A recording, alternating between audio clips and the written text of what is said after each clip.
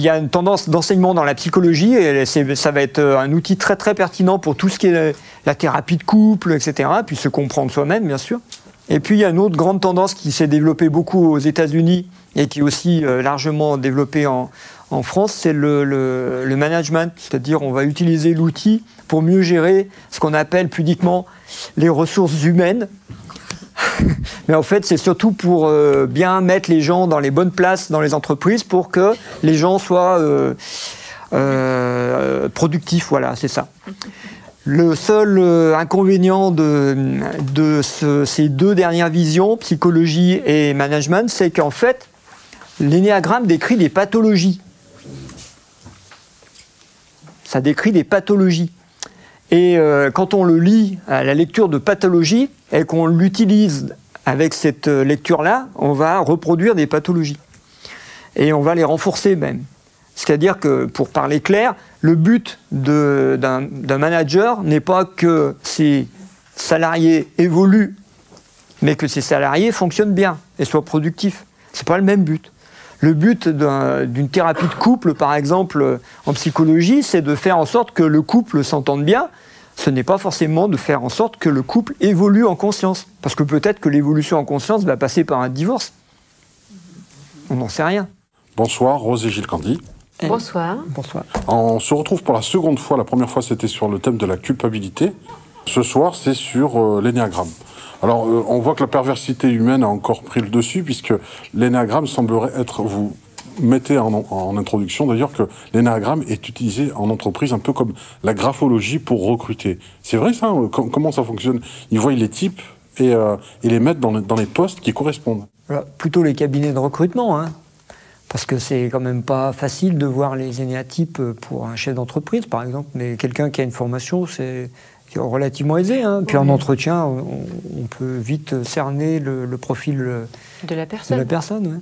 Ouais, mais là, c'est une utilisation pas vraiment adaptée. C'est pas le but, tout de même, de l'énéagramme. C'est une utilisation détournée, on va dire. Voilà, mais je veux dire, bon, par exemple, si moi je suis chef d'entreprise et j'ai besoin de recruter un commercial, je vais faire un choix. Est-ce que je veux un commercial homme ou un commercial femme? Parce qu'un homme et une femme, ils vont vendre, mais pas de la même manière.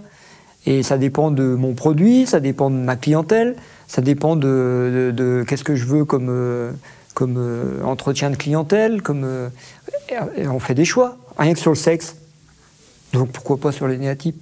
Alors par exemple, on va prendre une femme pour plutôt quelqu'un de féminin. Pour quel poste, par exemple? Quel type sont traditionnellement, les postes d'accueil dans une entreprise, les postes de secrétariat, on va mettre des femmes. Mais si on met une femme qui est souriante, parce qu'elle est d'énéatype 2, par exemple, et qu'elle a une belle image et qu'elle est belle, ça fait mieux peut-être qu'une femme rigide, sévère, coincée. Oui ou non? Oui, je pense. Et il n'y a pas besoin de faire l'énéagramme pour ça, hein. C'est juste visuel. En ce qui vous concerne, Rose, vous ne pensez pas que ça contribue à, encore une fois de plus, bloquer le plafond de verre que connaissent les femmes? Les maintenir dans un rôle particulier, dans des types de postes? On parlait d'hôtesse d'accueil, par exemple, c'est comme réducteur. Il faut déjà avoir la conscience qu'on est mis dans une boîte. Tout le monde n'a pas cette conscience-là. D'ailleurs, les entreprises, on les appelle les boîtes. Hein, c'est pas pour rien. Oui, c'est vrai. En plus, une boîte ou un poste où certaines personnes sont contentes aussi d'avoir du travail et n'ont pas la conscience d'être dévalorisées par rapport à un poste qui leur convient. Donc ça... En général, on met des gens là où ils sont compétents. Sauf que les compétences telles qu'on les perçoit par l'énéagramme, elles sont plutôt des compétences de compulsion, issues de compulsion. C'est-à-dire quelqu'un qui a très peur peut être très méfiant et très suspicieux. Donc c'est une compétence. Oui, mais c'est parce qu'il a peur. Alors est-ce qu'il faut utiliser cette suspicion et cette méfiance comme job pour faire un profil de poste? Bah oui, on pourrait dire oui, après tout, puisqu'il y a des gens qui sont formatés comme ça, pourquoi pas? Mais c'est pas leur rendre service, puisque ça entretient leur pathologie, ce que je disais tout à l'heure. Mais les entreprises, elles ne sont pas là pour faire évoluer les gens, elles sont là pour les mettre à la bonne place, dans le bon profil de poste, et à la limite... ça se conçoit. Bon, bah, du coup, ça fait doucement rigoler quand on dit que le travail, c'est la santé. Libère. Ah non, c'est la santé, ça va. Mais en fait, il faudrait quand même connaître l'énéagramme un petit peu pour miser sur les valeurs des personnes. sur leur potentiel, mais d'évolution. Pour en tirer la quintessence. Oui, pour tout le monde, ce serait bien. Ça donnerait des entreprises qui seraient un peu plus dans la vie, dans l'évolution, entre guillemets, mais moins dans j'en veux, plus dans je distribue ou je crée de la vie. D'ailleurs, on peut parier que ça va se développer, parce que les entreprises de type hiérarchique classique, capitalistes, elles atteignent une limite. Donc en fait, ça pourrait être, l'énéagramme pourrait être la graphologie du XXIe siècle en termes de recrutement. C'est le futur. Ça pourrait, oui. Moi, je pense que ça se fait automatiquement au niveau des petits réseaux qui se créent et qui se retrouvent sur des valeurs humaines. Donc d'âme, l'énéagramme, ça parle de l'âme et de son évolution, ou de son éveil, ou de sa libération au niveau de ses qualités. Mais on pourra peut-être aspirer, rêvons un peu, que l'entreprise se spiritualise et prenne en compte cette dimension. Il y en a de plus en plus. Oui. Il y en a de plus en plus, c'est une réalité, ça, que vous observez au quotidien. Pas que nous on observe, mais qu'on a lu déjà dans des articles. Par exemple, en Amérique, il y a des entreprises qui mettent une séance de méditation après le repas de midi ou une salle de méditation à disposition pour les salariés. C'est impensable. Et pourtant, ça marche bien. Ils sont plus. Ou comme Google, qui a compris qu'un salarié heureux est un salarié productif. Donc ils mettent tout en œuvre pour... Tout à fait. Espérons que ce modèle contamine l'Europe le plus rapidement possible, ça serait mieux, je pense. Surtout après les présidentielles, ce serait une promesse à faire. L'énéagramme, vous avez donc passé les 9 points par les 7 péchés capitaux. Vous l'avez plutôt expliqué comme ça. Le 1, c'est quoi? La problématique du 1, c'est une problématique... Alors là, on a des gens binaires. 8, 9, 1, ils sont assez binaires. C'est blanc ou c'est noir, le gris ne connaît pas. Parce que ce sont des instinctifs. Rappelez-vous ce que j'ai dit. Des instinctifs. Les instinctifs, c'est assez binaire. C'est blanc ou c'est noir. C'est vrai ou c'est faux. Ouais, pour les profs, vous le savez. Donc là, on a quelqu'un d'assez binaire pour qui les choses elles doivent être faites d'une certaine manière et pas autrement. Et donc, ils ont une tendance à penser que la vie doit être parfaite, notamment, et ça va donner des gens assez rigides. Et qui dit rigide, dit une tenue énergétique un peu comme ça, hein, c'est un peu tenue énergétique un peu comme ça, et ça va tenir par de la colère, puisque ce sont des instinctifs. Ça, c'est le royaume de la colère. Donc ici, vous avez le péché de la colère. Le péché de la colère, qui est le 1, est très intéressant, parce que je pense qu'on est dans l'ère du temps, on va dire ça comme ça, où les gens ont beaucoup de colère. Hein, on le sent quand même, c'est assez général. Et donc ça introduit d'une certaine manière qu'il n'y a pas que des aléas types par personne, mais aussi par pays. Est-ce qu'il y a des tendances comme ça? Oui, il y a des tendances. Mais c'est vrai que là, dans l'ère du temps, il y a l'intégrisme en ce moment. Oui. Le traditionnalisme, le conservatisme, l'intégrisme qui remonte un peu en puissance. Et ça, ce qui est intéressant pour les politiques, ils activent un peu, ils mettent des braises un peu, hein, ils soufflent sur les braises. Le feu, oui. Pourquoi? Parce que ça fédère des identités. Et le grand must maintenant, c'est l'identité nationale avec un grand N. Et donc on essaye de fédérer des identités, mais pour fédérer des identités, ça condense, ça densifie l'énergie de fédérer une identité, mais ça la fédère contre quelqu'un d'autre, qui est l'ennemi en fait. Diviser pour mieux régner? Ben voilà, mais là ça prend une tournure intégriste, intransigeante on pourrait dire, pour être gentil. Mais il y a quelque chose de quand même, la faute c'est l'autre, quoi. Le problème ça vient de l'autre. Alors l'autre, on prend la dernière guerre, on prenait les juifs, maintenant c'est les immigrés, bon, peu importe, de toute manière on cherche un bouc émissaire, mais ça fait des guerres. Et c'est ça que la vie nous montre, c'est que l'intégrisme ça fait des guerres, puisque ça monte les gens les uns contre les autres. Alors bien sûr ça fédère une identité, mais à quel prix ? Alors, est-ce qu'on arrive, une fois qu'on est formé à cet outil, parce que c'est un outil, l'énéagramme, est-ce qu'on arrive à mettre sur off? Parce que finalement, même, on le disait pendant le teaser, la bande-annonce justement de cette conférence, vous pouvez vous asseoir à une terrasse de café, puis observer et dire, tiens, celui-ci, c'est un 2, rien quasiment à la démarche. Pourquoi? Parce qu'il va être courbé, un peu introverti, rempli sur lui-même. C'est par rapport à ça. Le langage corporel, alors. Le psychisme s'incarne dans le corps. En fait, la forme de mon visage, celui de Rose, le corps que l'on a, est le résultat de notre pensée. C'est ce qu'on appelle la morphopsychologie. C'est-à-dire, dans le corps, on va voir la psychologie de l'individu. Quelqu'un de voûté, quelqu'un d'orgueilleux, enfin, etc. Et ça, c'est décrypté par le paralangage, par les techniques, puis même par la morphopsychologie, qui est très vieille, qui remonte au grec. Ce que les anciens disaient, par exemple, sans connaître le diagramme, par exemple, quelqu'un qui marche en arrière, le torse bien bombé, puis les jambes en avant, sont en gros des meneurs de bande. finalement, ils n'avaient pas tort, ils étaient précurseurs de l'énéagramme. Oui, ça existe depuis longtemps, ça. Et en Chine aussi, hein, avec l'énergétique chinoise, la médecine chinoise, ils ont développé un médecin chinois, il voit entrer le patient, juste par l'analyse du visage, il sait déjà quelle est la maladie et qu'est-ce qu'il va falloir faire pour Attendez, aussi. Ah oui, mais les Chinois, c'est... Bah, à la limite, je peux comprendre quelqu'un d'un peu enveloppé a un problème affectif, c'est mais mon cas. La forme des yeux, mais la morphopsychologie, c'est pareil. Les orifices sensoriels, la hauteur là, mais ça va jusqu'au détail des renfoncements des joues, des choses comme ça. Tout. Oui. Moi, j'ai vu une morphopsychologue comme ça, que j'avais fait venir dans une classe. Des élèves l'avaient fait venir pour un exposé, et puis il y a un élève un peu... comme ça, un peu brave, qui fait son malin. Dame, vous pouvez me dire qui je suis, moi? Comme ça, un peu provo. La femme, elle l'a regardé, elle lui a dit vous, ta, elle lui a dit 4 phrases, l'autre, chaque fois, il se ratatinait. Elle a tombé, mais elle lui a dit, juste en le regardant, elle lui a dit 4 traits de sa personnalité qui étaient imparables. Moi, je le connaissais bien, et elle a tapé pile. Alors ça fait penser, du coup, là, je vois Sherlock Holmes qui par l'observation, est capable de voir autant de détails. L'énéagramme nous transformerait en enquêteur intrépide. Bah, si on va vers la morphopsychologie, on peut s'amuser, mais après, il faut quand même pas trop enfermer les... Alors ça, c'est l'analyse, d'accord? On est bien d'accord. On a vu qu'il y a quelqu'un qui a été choisi dans le public, hein, grâce aux baguettes de Rose. Hein. Vous avez donc... les baguettes ont parlé, on choisit quelqu'un. Normalement, ça ne devrait pas vous dire quel est votre énéatype, c'est pas le but. Ça devrait juste pointer quelque chose.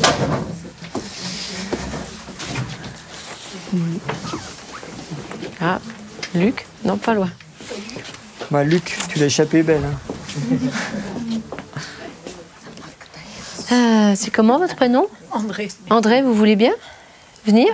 Oui. Là-bas? Enfin, je pense que c'est vous, hein. Les baguettes vous ont pointé. On va regarder si on a un message symbolique. Allez-y, allez là-bas, je regarde si c'est bien vous. Oui, c'est bien, André. Et vous avez donc analysé, mais en plus derrière, il y a des solutions. Parce qu'à partir de là, qu'est-ce qui fait que... Parce qu'on parle beaucoup de peur. Donc c'est quoi? Dans les énéagrammes, vous révélez les peurs des gens? La peur, c'est quelque chose d'inconscient. Hein. On appelle ça peur, parce qu'il faut bien mettre un mot. C'est comme les 9 peurs de l'énéagramme, ce sont des mots. Mais en fait, ce sont on pourrait dire des vibrations, des énergies. Oui. Et c'est quelque chose qui pour nous, pour l'âme, équivaut à la mort. Ouais. Bon, on pourrait dire que l'âme qui était du nouveau-né qui arrive, elle est en pleine expansion, en pleine dilatation, comme avant, on pourrait dire. Et là, cette peur, c'est quelque chose qui la rétracte, comme si énergétiquement, elle était ratatinée, en fait. Et donc, ça, plus jamais ça. C'est comme cette limitation ne doit plus exister. On cherche à tout prix à exister, donc il faut exister à travers la nourriture, le lien à l'autre. En compense. Voilà, exactement. Mais plus rencontrer cette mort où on a l'impression d'être trop resserré, trop étriqué. Alors, si je suis dans un tonneau d'une peur, quelle qu'elle soit, l'énéagramme me permet de faire sauter ce tonneau-là. Déjà de le voir. Pas facile, hein. Il faut du temps. De le voir. Il faut du temps. Hein. Ah ouais. Mais c'est vraiment existentiel, c'est-à-dire pour l'âme, pour la personne, en fait, ça équivaut à mourir, rencontrer cette peur. Du coup, elle est camouflée. Et donc, on ne la voit pas.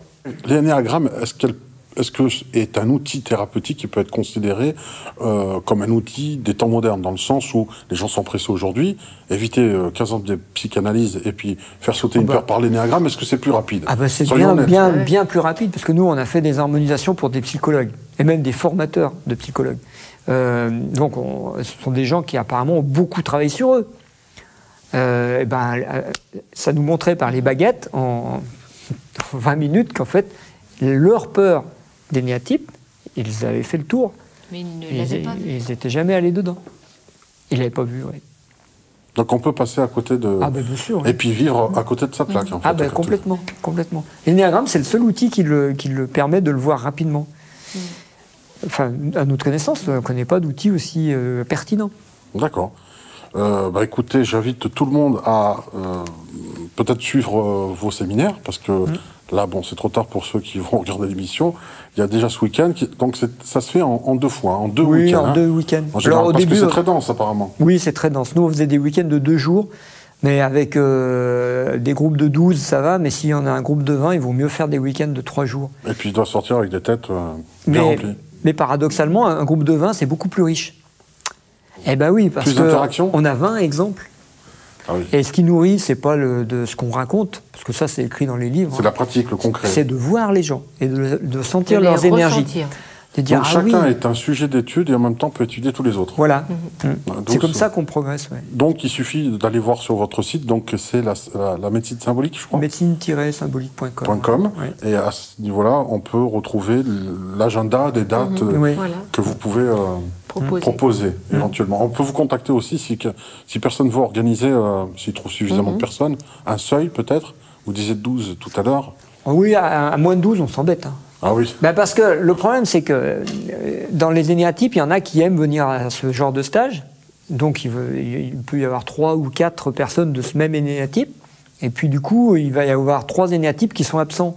Alors bon, c'est bien de prendre les hommes politiques ou les acteurs de cinéma comme exemple, mais bon, c'est pas l'exemple réel. Alors, pour conclure, on peut parler rapidement de votre actualité littéraire. Est-ce que vous avez sorti un livre à ce sujet-là? Ça va venir. Ça va venir. Mais tu pourrais parler de l'actualité littéraire et puis du fonds de dotation quand même. Oui, en fait, notre actualité actuellement, c'est pas tellement littéraire, c'est qu'on lance un fonds de dotation pour créer des centres de soins de l'âme. Alors, parlez-nous de ce fonds de dotation. À quoi il consiste? En fait, l'idée, c'est que les gens, quand ils ont un soin d'1 heure, ça suffit et ça suffit pas. Parce que souvent, dans les maladies qui se développent maintenant, les gens, ils ont besoin d'un accompagnement, ils ont besoin de quelque chose d'un suivi minimal. Alors, c'est quelque chose qui n'existe pas dans les hôpitaux, qui est difficile parce que ça coûte cher. L'idée, c'est de proposer des séjours où on ne s'occuperait que de l'âme. Alors, par des soins en médecine symbolique, comme on fait, et par des soins de l'âme, c'est-à-dire tous les ateliers qui peuvent soigner l'âme. Ça peut être un concert, ça peut être un atelier cuisine, ça peut être d'aller jardiner, d'aller se promener. De marcher en montagne, tout ce qui est beau et bon pour l'âme, qui nourrit l'âme. Voilà, de concilier en fait une période où les gens auraient tout ce qui peut les nourrir au niveau de l'âme et donner du sens sur leurs maladies, leurs problématiques. Donc aller à la source, leur permettre, oui, une sorte de ressourcement, mais au niveau de l'âme, qui ne soit pas un ressourcement purement biologique ou purement intellectuel. Je me mets au calme et je mange tranquille. Bon, ça pose le corps, mais ça ne donne pas de sens à la maladie. On ne sait toujours pas pourquoi l'âme, elle est venue, qu'est-ce qu'elle est venue expérimenter, qu'est-ce qu'elle veut faire, se réaliser. Il faut que les gens ils aient un projet de vie pour vivre. Parce qu'on dit qu'il faut gagner sa vie. Ça ne veut rien dire, gagner sa vie. Mais avoir un projet de vie... C'est tout un programme. Quelqu'un qui a un projet de vie, le matin, il se lève, il est de bonne humeur, il est en bonne santé. Hein. Eh oui. Oui ou non? Il est animé. Voilà. S'il y avait des espaces comme ça où on peut aider les gens à trouver leur projet de vie, voir pourquoi ils sont dans une impasse, par exemple la maladie, le burn-out, c'est une impasse, c'est que leur projet de vie ne se réalise pas. Donc s'ils arrivent à inverser ça et à trouver leur projet de vie, normalement c'est l'auto-guérison. Donc si je résume l'idée, c'est qu'on est venu avec un projet d'âme, hein, c'est marrant, on en parlait avec François De Witt notamment il y a quelques semaines de cela, il expliquait cela, et donc, si on est venu, il faut qu'on soit sur ses rails, ses propres rails, ceux pour lesquels on est venu s'incarner. Si on a dévié de cette voie-là, une maladie se déclenche. Voilà. Si on nous remet sur les rails pour lesquels, donc dans le vrai projet d'âme, à ce moment-là, la maladie, on va dire, presque s'évapore. Ça pourrait être ça. Ça pourrait être ça. Et donc, de votre observation, de votre expérience, vous avez vu, on va pas parler de guérison miraculeuse, mais une amélioration, voire une disparition de la maladie lorsque ces personnes sont prises en charge de cette manière? Alors, l'idée, nous, on a vu ça sur les soins qu'on fait. Des gens qui vont mieux, qui rentrent dans les rails, comme, ah oui, sinon on ne ferait pas ce métier. Hein. S'il n'y avait pas de résultat, ça ne sert à rien. Mais l'idée des centres de soins de l'âme, c'est d'abord d'avoir des séjours pour les gens qui sont vraiment graves, parce qu'il y a des gens qui sont en burn-out et qui ne peuvent plus gérer leur quotidien, ou des gens qui sortent de chimio, ou des trucs, enfin bon. Ou qui sont perdus dans leur chemin de vie, justement. C'est d'aller chercher quand même des cas, de proposer quelque chose à des cas qui n'ont pas de solution actuellement.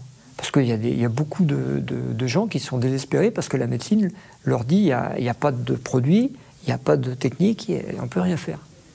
Il y a de plus en plus de maladies comme ça. Hein.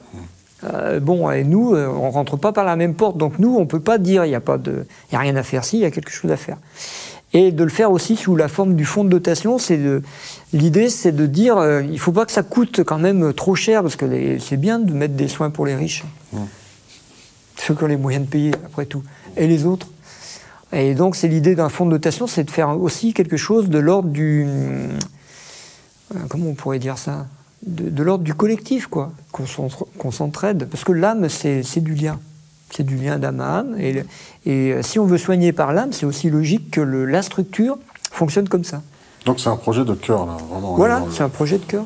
Où les gens partagent et les gens participent selon leurs moyens, selon leur capacité physique, mais aussi monétaire aussi, parce qu'il faut que... Alors, comment concrètement nos auditeurs peuvent, par exemple, en visionnant cette émission, concourir et vous aider donc, dans cette... Concrètement, il y a donc un fonds de dotation qui est en train de se créer. Là, il y a une adresse web? Oui, le nom c'est don-médecinsymbolique.org. Mais on précisera ça en sous-titre. Voilà, évidemment. Mais ça se trouve sur Google. Hein. L'idée, c'est soit on fait un don, parce qu'on a de l'argent et puis qu'on a envie que ça se développe, hein, comme les gens donnent pour la recherche, je sais pas quoi. Qu'on soit bien d'accord, il n'y a pas de minima. Tout don est le bienvenu. Et un don ouvre droit à une déduction d'impôt, comme toute organisme d'intérêt général. C'est fiscalement utilisable avec le document CERFA et tout ce qui s'ensuit. Voilà, intérêt général. Et il y a un deuxième moyen de participer, c'est de venir rejoindre la structure de bénévoles ou de gens qui viennent participer à des soins de l'âme. Et là, on a besoin de thérapeutes qui ont envie de partager leur passion. Pas forcément qui veulent imposer une technique, c'est pas ça, parce que ça a déjà été essayé. On ne veut pas des gens excellents dans leur domaine, on veut des gens de cœur, c'est tout. Des gens passionnés, qui transmettent leur passion, donc ce qui vit là, pouvoir par simplement la communication refaire vivre l'autre. Ah oui, c'est bon ça. Ah oui, ça me donne envie. Voilà, retrouver l'envie. Donc après, vivifier le vivant. Un jour, on aura besoin de lieux d'accueil de ce genre de séjour. On aura besoin de gens pour les tenir, ces lieux. On aura besoin de thérapeutes qui viendront pour faire des ateliers. On aura besoin de plein de choses. Alors, si Coluche a créé les Restos du Cœur, vous allez créer les restos qui vont nourrir l'âme. Exactement. Ce n'est pas des restaurants, c'est des centres de soins de l'âme. Voilà. Mais la structure peut ressembler à Emmaüs ou au Resto du Cœur. C'est un peu l'idée, un petit peu envie quand même. Ah oui, là, ça fait envie. Oui. Merci beaucoup, parce que c'est un message plein d'espoir et un projet passionnant qui s'avère très passionnant. En tout cas, j'invite tous les auditeurs à cliquer dans la description. Si vous souhaitez voir d'autres conférences de ce type ou d'autres interviews, connectez-vous à planétaire.fr et n'oubliez pas médecine-symbolique.com, votre site internet, pour tout renseignement si vous voulez en savoir plus sur les activités de Rose et Gilles Gandhi. Rose et Gilles Gandhi, bonsoir. Merci. Merci beaucoup. Au revoir.